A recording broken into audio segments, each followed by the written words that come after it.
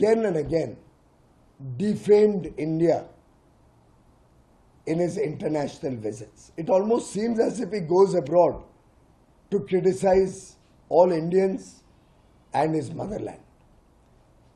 I condemn the kind of statements and the people whom he is meeting during his foreign trips. On the one hand, he meets Miss Omar, who is a known anti-India propagandist. She is known to be pro-Pakistan. She is known to criticize Kashmir for being a part of India. Such anti-India forces who are aligned with the Muslim Brotherhood or aligned with the ISIS have become friends of the Congress party and Shri Rahul Gandhi. He interacts with people who raise questions against India in various fora, including in the White House. In fact, he has become a fake news and propaganda machine against India and all Indians.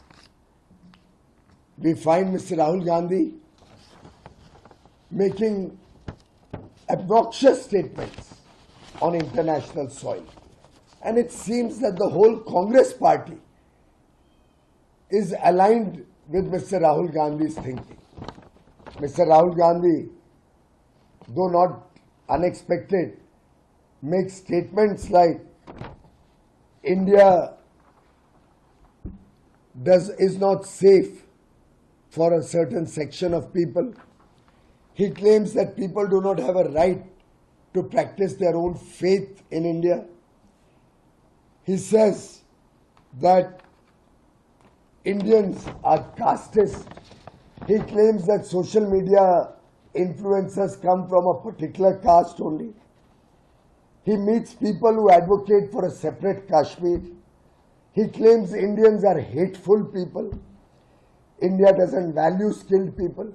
These type of condemnable statements from the Congress party leader reflect the Congress mindset, Rahul Gandhi's mindset, his anti-India feelings, and his effort to defame India on international soil. I completely condemn Mr. Rahul Gandhi's actions and deeds and would appeal to him